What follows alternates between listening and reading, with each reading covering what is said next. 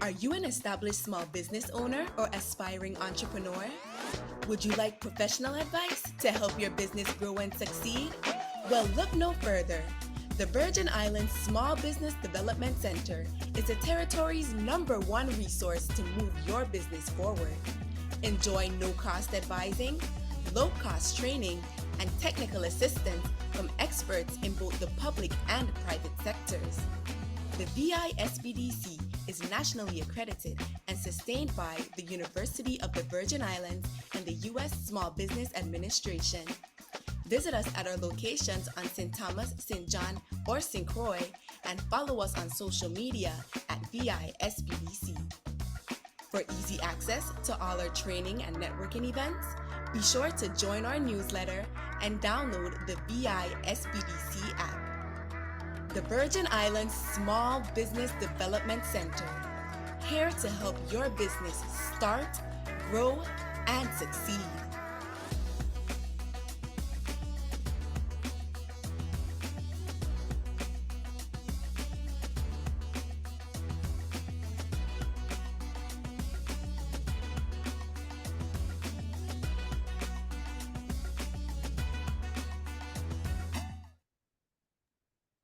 Good morning, everyone, and welcome to the VISBDC's hosting of the VI Apex Responding to RFPs, RFIs, and RFQs webinar. Today's virtual training opportunity aims to prepare participants to bid on local and federal government contracts for their USVI businesses. Allow me to introduce today's lead presenter, VI Apex State Director Frank Dixon. Mr. Frank Dixon is the State Director for the Virgin Islands Apex Accelerator, formerly known as VIPTAC. He has 8+ years with the Apex Accelerator program, formerly serving as the Connecticut State Director. Mr. Dixon is a decorated U.S. military veteran with 20+ years, providing senior-level strategic planning, leadership, and labor management, holding numerous roles in various industries, to include military, defense, contracting, aerospace, automotive, manufacturing, business ownership, nonprofit, and higher education. Mr. Dixon has a formal certification in contract negotiations from the Matford Group and degrees in business administration and engineering and operations management. Here's a friendly reminder to put your questions in the chat, and they will be addressed by the presenting team either directly in the chat or later during the question and answer segment. A copy of this presentation will be sent in addition to a post survey that we encourage you to fill out and let us know how we're doing.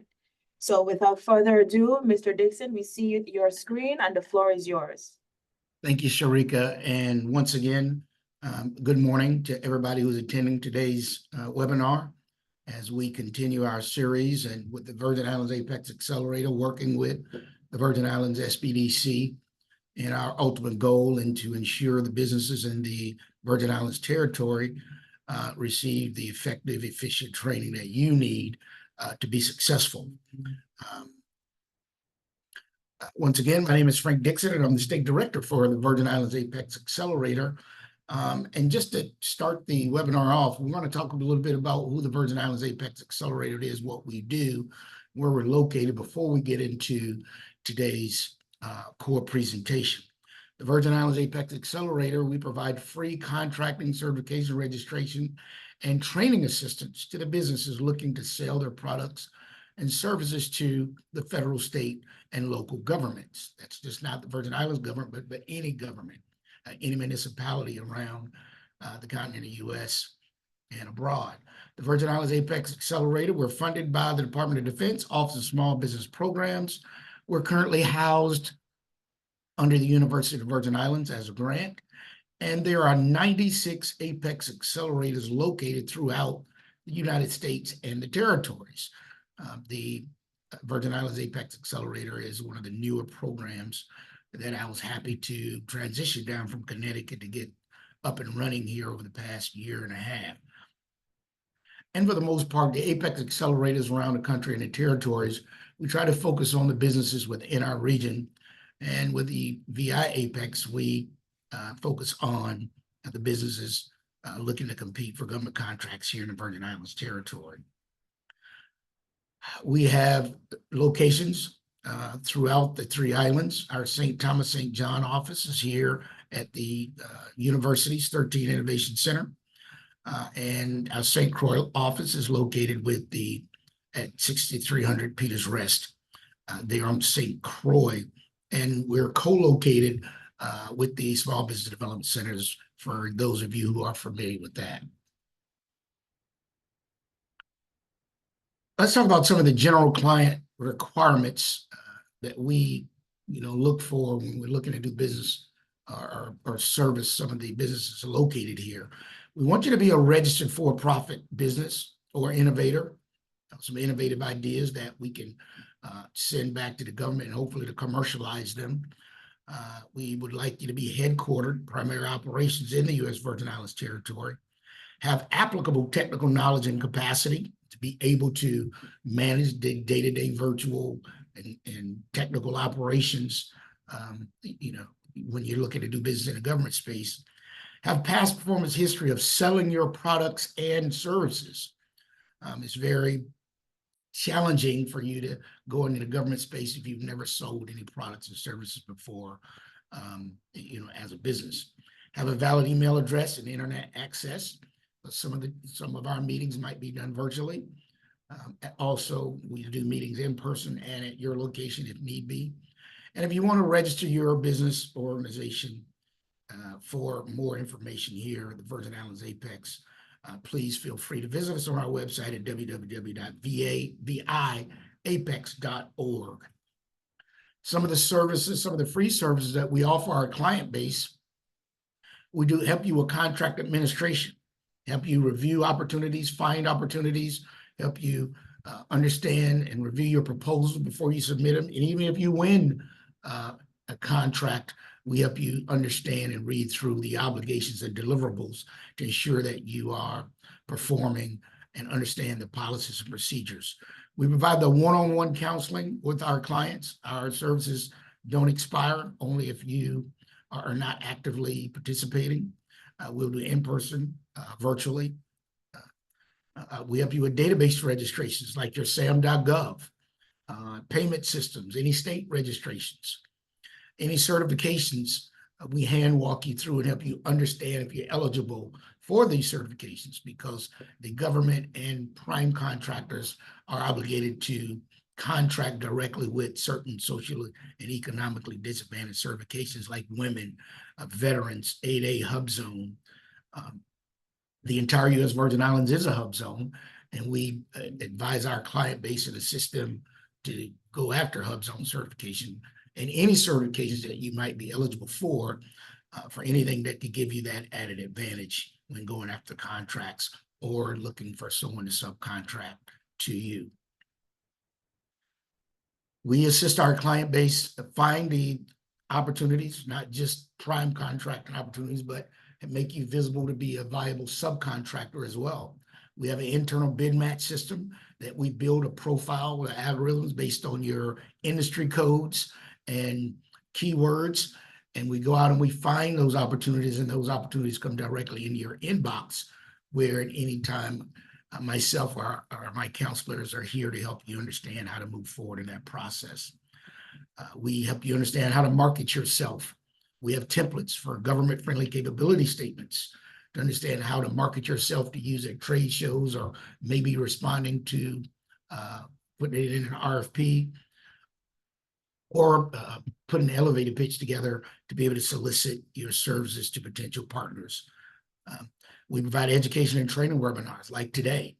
I do speaking engagements and promoting and educating and building your government acumen to be able to be a smart, efficient business looking in the government contracting aspect. We also help our clients understand how to ensure that they are meeting all the cybersecurity requirements, especially with some of the new cybersecurity requirements that the government is launching over the past year or so, to ensure that either your fiscal location or your technical equipment is to standard. And one of the big things now is foreign ownership, control, and influence requirements, and help you understand if you are partnered with businesses or people that are not of U.S. citizenship or foreign, to make sure you understand what those requirements are and to be able to move forward in the government space. So those are some of the many services that we offer here at no cost to businesses in helping you understand how to be an efficient, effective government contractor. Today's webinar, we will be discussing and reviewing the difference, purpose, importance, and structure of requirements to respond to government requests for information, or RFIs, sources sought, synopsis, requests for quotes, and requests for proposals, and some of the other government contracting solicitation types that are out there. We'll discuss some of these things in detail and just give you a general overview of what these things are and what they're looking for and asking for to make you move forward in a more efficient manner. We're not going to get too in depth because at the end of the day, we would love for you guys to come out and register your business so we can move forward in a one-on-one basis. Pre-award notices, right, or understanding the differences and purpose between requests for information, sources sought, requests for quotes, and requests for proposal.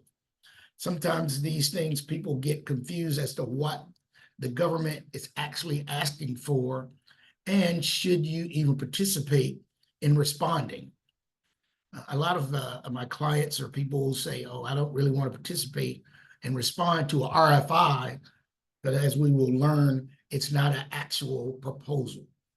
And we're going to talk a little bit more today on why that's important and why you should respond if you think you meet those capabilities and you have those the capacity to do that. These pre-award notices, it helps the government do a few things. Helps the government find the right supplier or vendor. And it can also help small businesses from simply trying to get a contract to provide a response that meets requirements outlined by the government.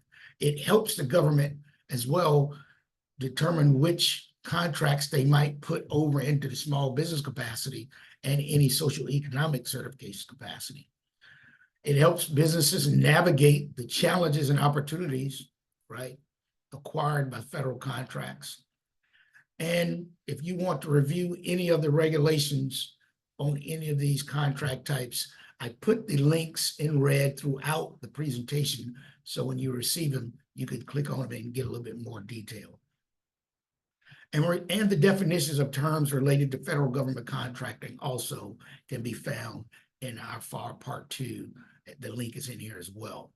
But the Apex Accelerator is here to help you read through all of the various jargon when it comes to government contracting. Pre-award overview, right? What are the differences between some of these notices, your RFI, your sources sought, your request for quotes, your request for proposals? And if you look at the screen here, it'll show you some of the purpose of what these pre-award types are put into place for. Just take your RFI, for instance. You know, it's there to build market research tool, and it helps the government be able to forecast, right, in their acquisition process before actually defining the procurement. You go over to your proposal to the far right. This is a formal solicitation piece, which is usually put into place after the government has done the request for information or quote, and now they're ready to actually put a final document out there for you to be able to respond to. I'm not going to get too in depth with this slide. I wanted to make sure it was included for your reference, but we're going to talk about the various pre-award types as we throughout the presentation today. Let's talk about some of the differences and definitions of some of the pre-award types. So when you get into your request for information and sources sought notices, these two particular pre-award identifiers And like I said again, it's to help the government understand the market and get research to obtain actual price, delivery, capabilities, interest, and et cetera for planning purposes. Because what the government does is they go out and put fillers out there to see what the market is saying. It helps them make the better decision when they want to put pricing together, if they decide to move forward with an actual proposal document or solicitation document. So that's why it's very important that I advise the clients respond to some of these RFIs, respond to some of these sources of salt, help the government put their solicitation documents together, because at the end of the day, they do remember, some of the responses to RFIs and sources of salt that they received from various vendors and people who helped them put that together. And they remember the participation. One, they already have some of your information and you've already built some credibility with that. So if you got the time and capacity, there's nothing wrong with responding to RFIs and sources of salt. If it's in your industry and something you think you can actually provide when it comes to, your pricing and delivery and capabilities to help them. Request for quote. The request for quote is the solicitation method used to obtain a little bit more like your pricing, your cost of delivery, but more related information from the supplier. It's saying, this is what we're looking to do. What if this was solicitation, how would you price it? Or how would you give me what you say you would do to accomplish this? Then they use these things for various purposes. One, to gauge the market. They might want to gauge how many veterans are out there, how many women businesses, or if there are enough businesses out there that's providing information for the quote, and then it helps them make the decision if they want to maybe set it aside or which contracting vehicle or set aside they want to use it for. Right. And then you have the one that everybody wants to see, the request for proposal, the solicitation method of which they communicate the government's requirement and the request for bids. Right. This is saying, here's what we're looking for, vendor and supplier. Please give us your best response to be able to hit these guidelines that we're asking for. Let's get in a little bit in depth as to why some of these things are important. Your request for information, right? So before the government releases a formal RFP, RFQ, and RFI survey, it gains market research, like we said before. The RFI is not a solicitation, but it does help shape the way the solicitation will be developed. And sometimes you might get an RFQ and an RFP together. And RFIs serve in two main purposes: identify sources and improve the performance of work statement based on comments from industry, which helps the procurement professionals, the contracting office of the government, help them form those the formal solicitations. Source of salts, like RFIs, but different, which are designed to shape the scope of the procurement and identify any opportunities for small business participation. They are not bids or solicitations, but they help lead the government agencies post the notice. And they're not looking for work currently, but they are seeking possible sources for the future to help them, like I say again, to help the government in whatever capacity understand who and how they want to put any future solicitations out, via as a set aside or what contract type, to be able to do that. Or if they can put everything they're looking for on one solicitation vehicle, they might need to break it up. So requests for information and source of salts, they're commonly used for canvassing vendor community for feedback, right, for potential small business sources. Your response can influence the potential small business participation, meaning the more participation they get, it'll help them understand if they want to, move this into the small business realm. Position yourself as an interested supplier and subject matter expert when you provide your input. Helps the agency learn if the requirement and the evaluation process is realistic as they're actually trying to gather the data. If applicable, some small businesses do not respond. Small businesses may lose the potential for a set-aside. That's why the more people respond, the more people respond to the source of salt and RFIs, it helps them make the decision to move it off into the small business space and how to maybe use it in set-aside, right? Responding to deadlines is vital, right, for interested parties, and it helps the government determine possible set-aside status, as I mentioned before. Your request for quotes issued by the government agencies asking for pricing, right, and inviting contractors to join the bidding process. Should respond to RFQs with full pricing quotations. We want to make sure that if you're responding to a quote, please be as realistic as possible based on whatever your internal profit margins are and realistic aspects to be able to do that. Because at the end of the day, the government's already gathered certain data with a realization of what it will cost to actually do this. Well, they're actually looking for quotes to sort of bounce off what they're thinking that they should put solicitations out for, their price points, and what the market is gauging. All right. Use when the government wishes to obtain price delivery or any other information or planning. The lowest bidder in the pool for respondents doesn't make your offering the most attractive. And I'm going to keep reiterating that. Just because you're the lowest bidder doesn't mean you're going to be considered above anyone else. They're looking for the quality and processes and deliverable vehicles, that make sense.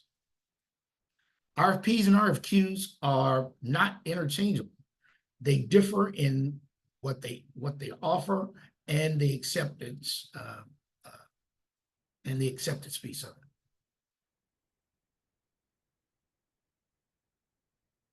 Request for proposals. This is a formal document, right? And you're going to use that as the actual solicitation when a government agency or large enterprise requesting a formal bid from potential vendors. Some major contractors out there have proposals and bids they put out as well.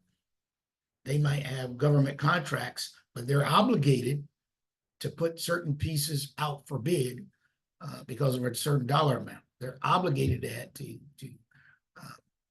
put certain pieces of that contract out for bids, regardless of what that is.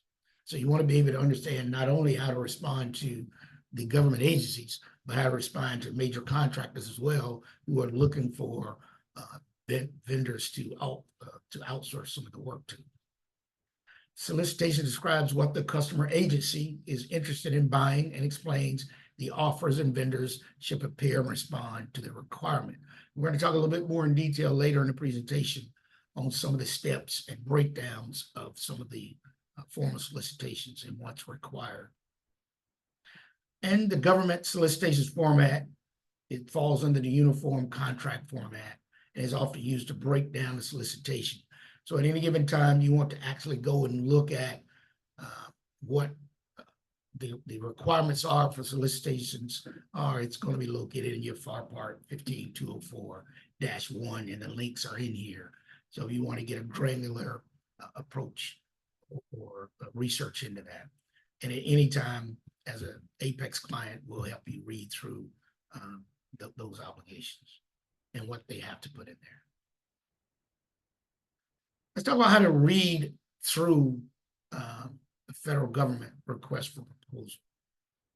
There's just some common sense type aspects to being able to look at some of the solicitations that are out there, right? You don't have to read the whole thing, but what we're going to talk about today is ensuring that you understand the major pieces of what to respond to and understand the general aspects of the solicitation. Because there are a lot of government jargon, sometimes 50 pages of government jargon within a solicitation. And we're going to talk about fully understanding some of the major pieces of it and some of the obligations and policies that are in there. It's easy to feel intimidated, by an RFP, right? And that's why we want to make sure we focus on some of the key points and what you need to focus on your response on, right? The format for most government RFPs, right, is fixed by federal acquisition regulation, the FAR. And the FAR mandates that the government RFPs be divided into various sections, right? And we're going to talk about the A through M and some of the other pieces that are located within a government solicitation. And I want to make sure you're aware of other sections that relates to the contracting process, as well as some of the key pieces that you're going to have to respond to when going after some of these open bids. Let's look at some of the key parts, right? That's going to be in that solicitation. You have your sections A, B, through M, and some of the general terms and names that are going to be called. Now, if it's a prime contractor, some of their breakdowns might be a little bit different, but from the federal government piece, it's usually broken down in this aspect. Now, if you're talking about state governments or any municipalities that you're trying to do business with, they might have their own regulations on some of the things that are included in there. But for the most part, when you're reading through the solicitation, you want to ensure that you understand this, especially understand the statement of work, what they're asking for, and can you actually deliver it? And then some of the costing and pricing and any other aspects that of the deliverable piece, right? Now, all these things are generally required except for your sole source acquisition contracts. And that's when the contracting officers of the agencies can literally say, the supplies or services, that we're about to require is only available for this one person. I do have a couple of Apex clients who have helped get sole source contracts from various government agencies so far, that they weren't out for bid, that they will work back and forth with that agency, and they submitted, based on the deliverables, and they were awarded those sole source contracts, right? We can talk about sole source acquisition a little bit later. There are various vehicles that are out there to go after government solicitations, and not all are posted. And that's the advantage of being a Apex client. We work as a conduit between government agencies, prime contractors, and our client base to be able to help our clients position themselves in the best opportunity to go after solicitations, some posted and some not posted. Let's talk about how to read, through the RFP and some of the sections, some of the primary sections that we want you to take note from today's webinar. Section A, right? You want to look at this piece first because it's usually a cover page and it's usually a form, and it breaks down some of the codes, the agency, the contracting offices and things of that nature. So you'll really understand who you're doing business with. Your section L, this is where you'll find instructions for formatting, organizing and submitting your proposal, who to, how to, and things and dates, things of that nature. Your section M, your criteria of scoring your system, right? And how they're going to score, some of your responses. Your section C, right? What they want, usually the statement of work. Statement of work could be located in other sections depending on how they're putting it out, but this is generally where these are located. Section B, this is where they tell you how to format your pricing and what the contract type will be. Maybe it's a price by the hour or fixed price units or some other way. So you will fully understand, how they want the expectations of the pricing, how they want to see your response of how you're going to, cost the deliverables and services out. Right? And sometimes section J and other sections that might have critical information into that. But today we're just briefly going over some of the key sections and how to understand some of the generalities of responding to some of the federal government contracting pre-award process. Key process items for responding to an RFP involves a combination of research on your part, strategic pricing, clear communication. And I've listed some short guides to help you understand, when you're in your prep phase to be able to start putting your RFP together, right? We want you to do research the project, right? And the client, which agency, which prime contractor, who's putting this out, right? Understand some of the requirements, investigating some of the client's industry, the history, the reputation, right? You might want to look at some of the other projects that were previously posted and how they were awarded. And we can help you do that with Apex at the Apex Accelerator. Analyze the costs. You want to break down and analyze the costs involved in the labor, your material, your time. Put a realistic aspect to these things when you're looking to be considered. Evaluate your competition. Do some research and see who else has been out there, who's won, and some of the proposals that they've submitted. You can request those information through other vehicles. Set a pricing strategy. Highlight your unique selling proposition. Clearly specify what sets you apart from your competition, right? Your differentiators. Provide measurable evidence of your past successes, such as testimonies and case studies, depending on if that's what they're asking for, right? And one note, please, when you're responding, give them what they're asking for, no less, no more, right? If they don't ask for a capability statement, don't give them a capability statement. They're not asking for references, don't give them references, which most of the time they will ask for some references. So that you want to be sure that if they're asking for 10 items, you don't give them 14 items. Because at the end of the day, it's not the government that's making the decision on the contract, it's people in the government that are. And a lot of times they're looking for various reasons to move on to the next proposal that they are receiving, right?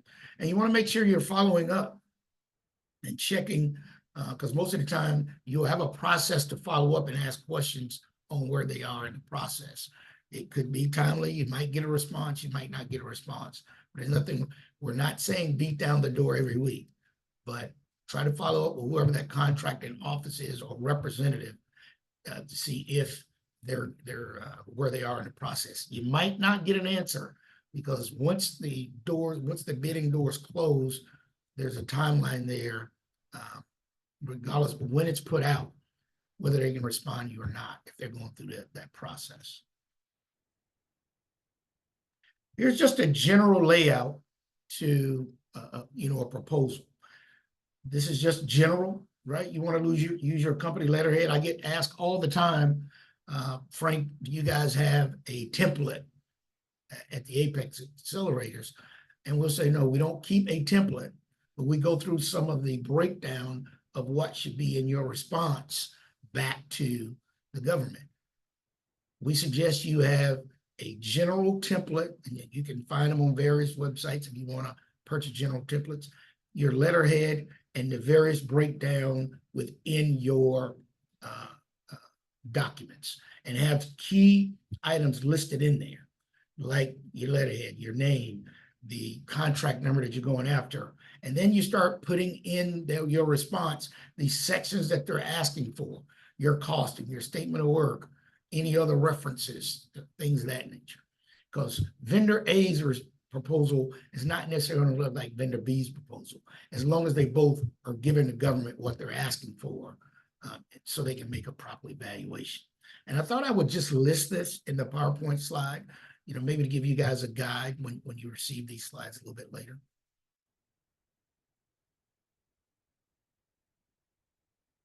So, the bidding process, the government will examine, the competency of any RFPs in the areas, right, such as the resources, the knowledge, the staff, the operational ability, right?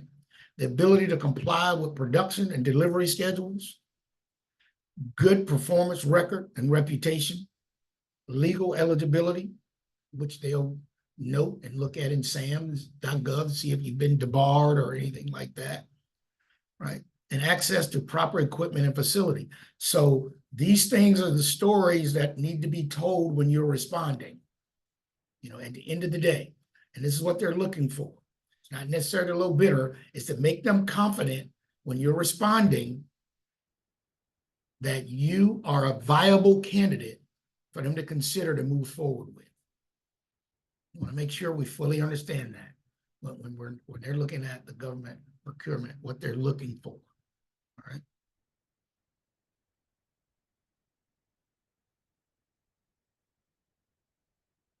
Now, where do we find certain opportunities, right?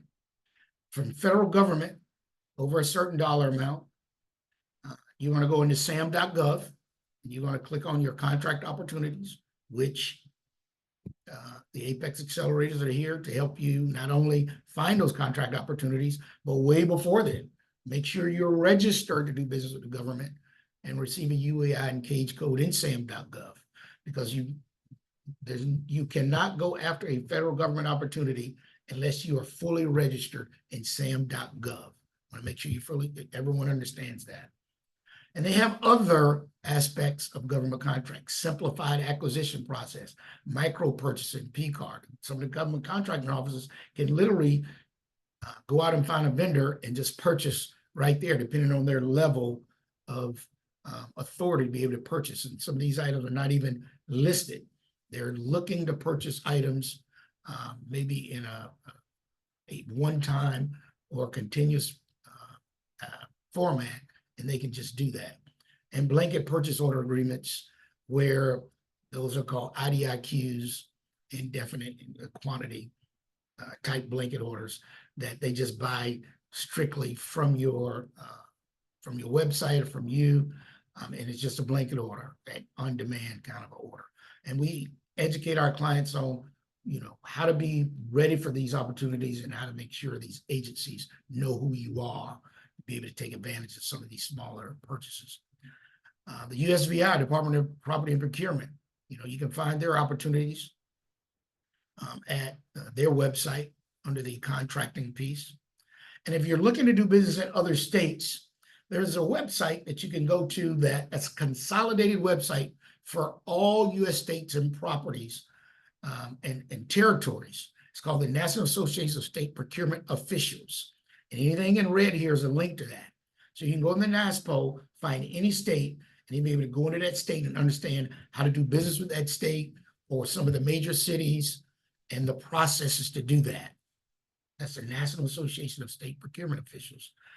And any types and definitions that you fully need to understand of the pricing, of the costing, of the contract types, you go into FAR Part 16 and be able to read that.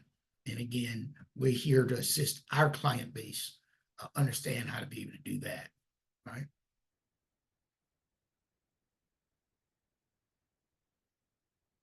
Let's talk about some do's and don'ts when we're starting this process.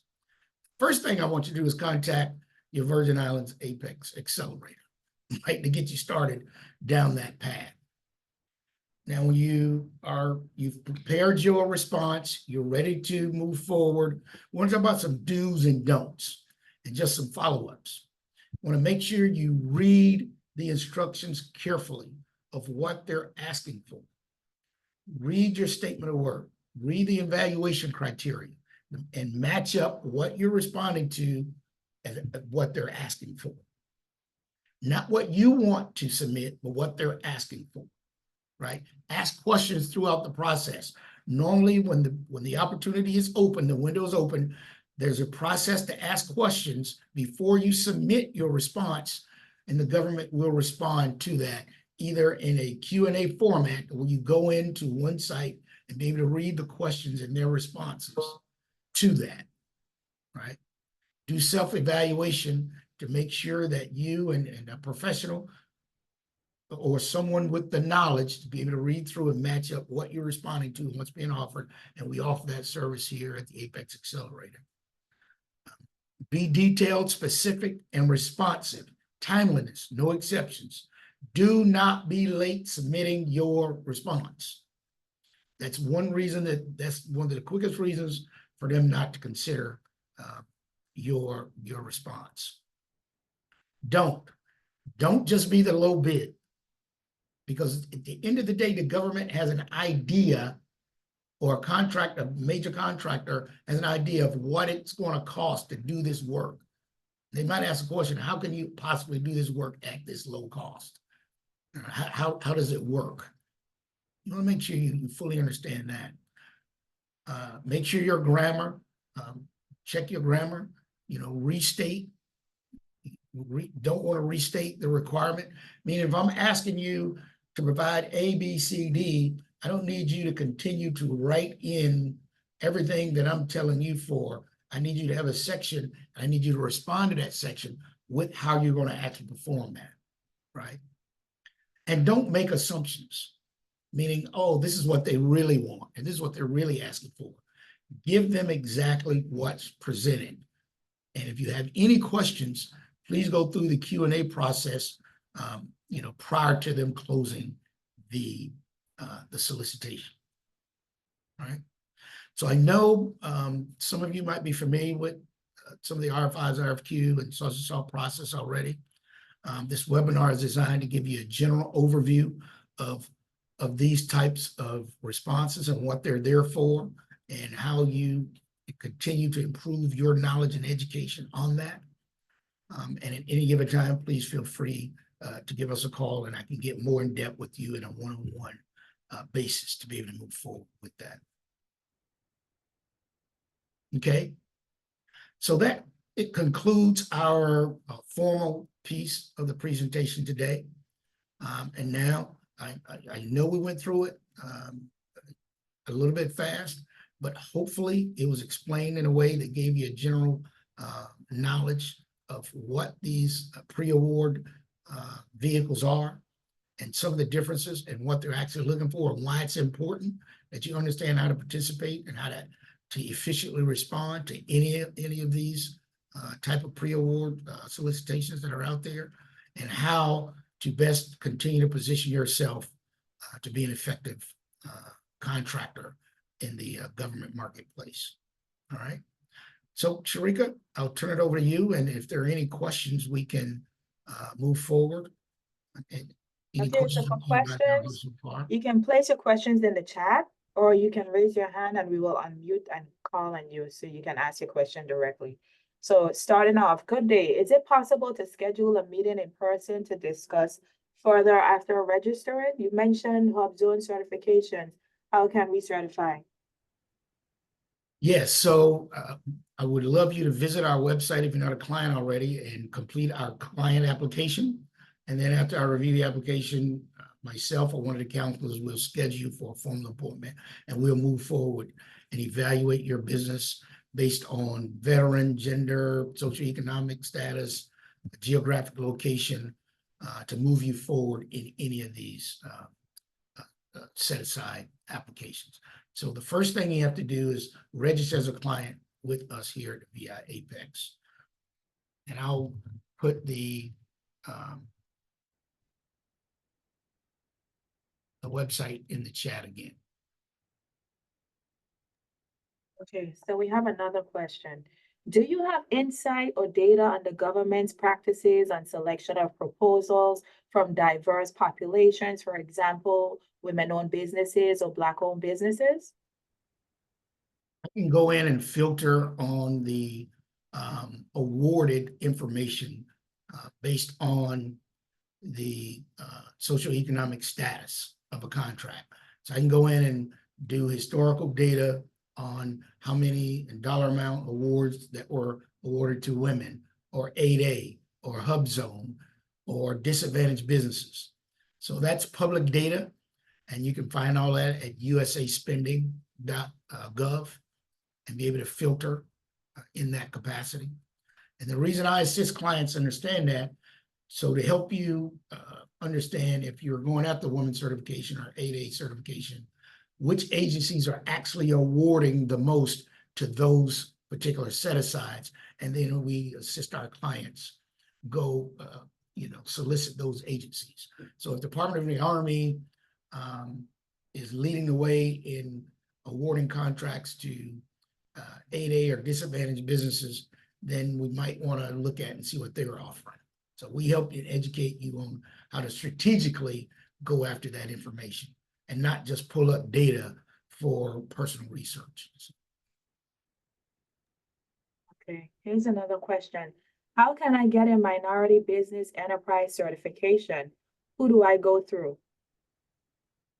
So a minority business enterprise certification, that's usually under the MBDA. And they focus more on the commercial side, or the minority business certification here in the Virgin Islands. You would go through your DPP, and they can assist you. And I can also assist you understand the process to do that.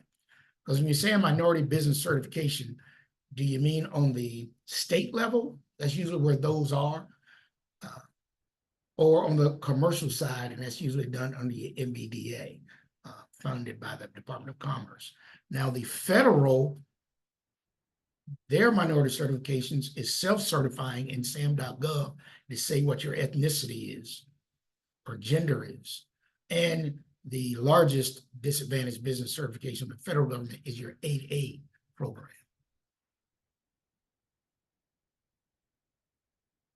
Yeah, so that person responded state level and commercial. Right. So the state level, you would go to your the DPP, Virgin Islands DPP, and on the commercial side, you would go to your MBDA, and that can be found under the Department of Commerce.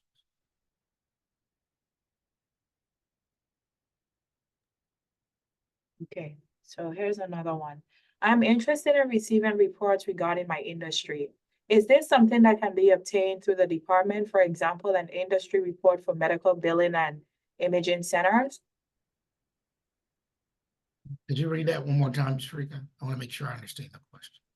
I'm interested in receiving reports regarding my industry. Is this something that can be obtained through the department, for example, an industry report for medical billing and imaging centers? Okay, so reports. I'm assuming you're going to talk about bid opportunities. When you say the word reports, we offer a internal service to our clients. So we build an algorithm based on your industry codes and keywords, and we go out and look for opportunities. It goes out and search for opportunities. If we put the word billing in there, or accounting in there, or general construction in there, or your NAICS codes, it'll find those opportunities and it'll come directly into your email inbox. And that's one of the services that we offer at the Apex Accelerator for our client base. But you could also go into sam.gov on the federal side and build and set up a profile as well to be able to track opportunities.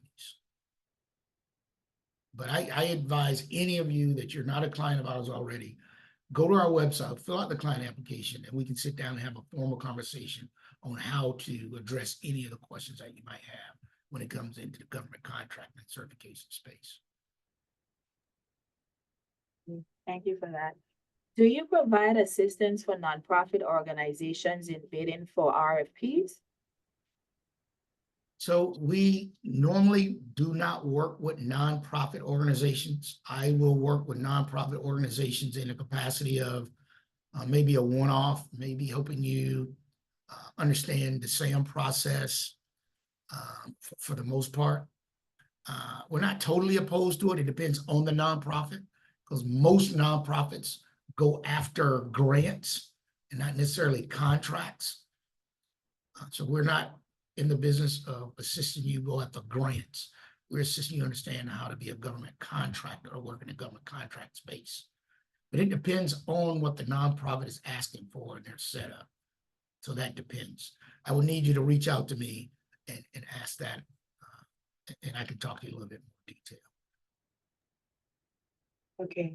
Do you have any experiences, pros or cons, with outcomes of bids submitted through AI automated bidding models?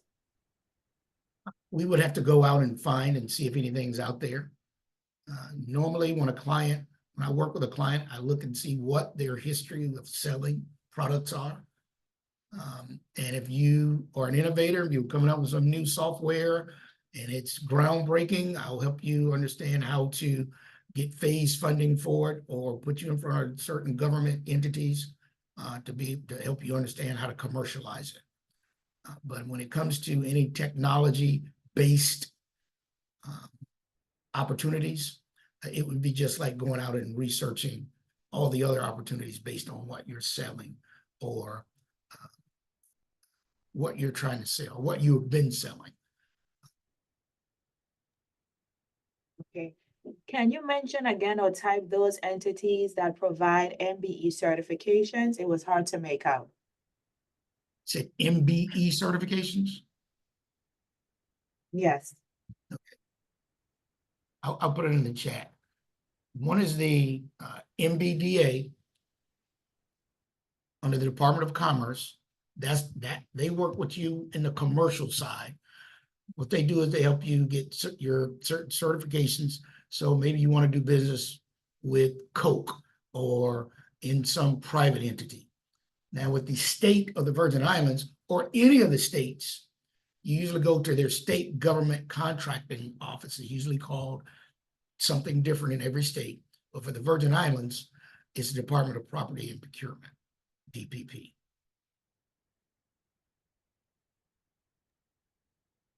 Okay. I have my certifications through SAMS while in Florida. Would I need to be recertified for the Virgin Islands? So SAM.gov is a federal database. So meaning a federal database is a one-time certification. Some states require you to be in SAM.gov to maybe get your minority certification or be able to go after certain contracts that are funded by the federal government. So the states don't offer a SAM.gov registration. That's a federal database and it's renewed annually. So I hear your question, but the answer is no. SAM.gov is its own entity on the federal side because federal government contracting is not geographically bound to a state. You can be in the Virgin Islands and go after a federal government contract in Alaska, right? Where state opportunities usually are regulated to that state. That way you have to do the work there at the state, but that doesn't mean you can't go get work from the state. Most states are requiring you to actually have a full registration in SAM.gov, or at minimum, a UEI in SAM.gov, unique entity identifier number. I hope that answers the question.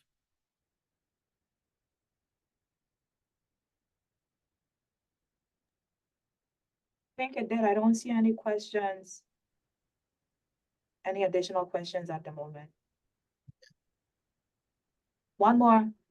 How would I go about obtaining state certifications for the Virgin Islands? Would it be through property and procurement? Yes, it would be.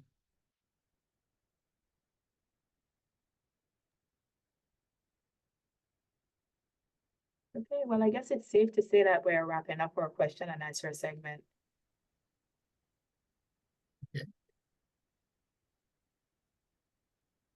No other questions? None at this time, just thanks for you answering all the questions asked thus far. Thank you guys for participating today. And again, please feel free to visit our website, www.viapex.org, and complete our client application. And we will sit down with you and evaluate your business products and services and help try to position you in the best position you to help you understand how to be an effective and efficient contractor in the government marketplace, either as a prime contractor or as a subcontractor.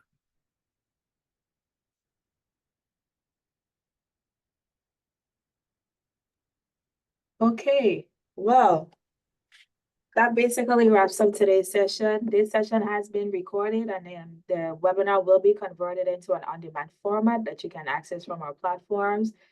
Participants, we ask you to look out for an email. You're going to receive a copy of today's presentation in addition to a post survey that lets us know how we're doing. So the VI SBDC has so much more in store for US VI small businesses. You can visit our website at www.visbdc.org. Download the VI SBDC app on your mobile device from the appropriate app store. Like and follow us on Facebook, Instagram, Twitter, Google Business, and subscribe to the VI SBDC YouTube channel for new uploads of our on-demand webinars. So speaking of on-demand webinars, we just want to mention that our financial literacy series is still available, along with a webinar from SBA Securing an SBA loan for your business, how to get approved. There's also a VI Apex webinar, WSB certification questions to ask. And coming up, we have on June 4th, SBA with Ascent for Women Entrepreneurs program. On the 20th, we have the US Beneficial Ownership Information Registry process, what every US VI business should know. On July 9th, we have the Business Development Series for starting a business in the US VI. On July 12th, we have Beginner Financials for US VI entrepreneurs.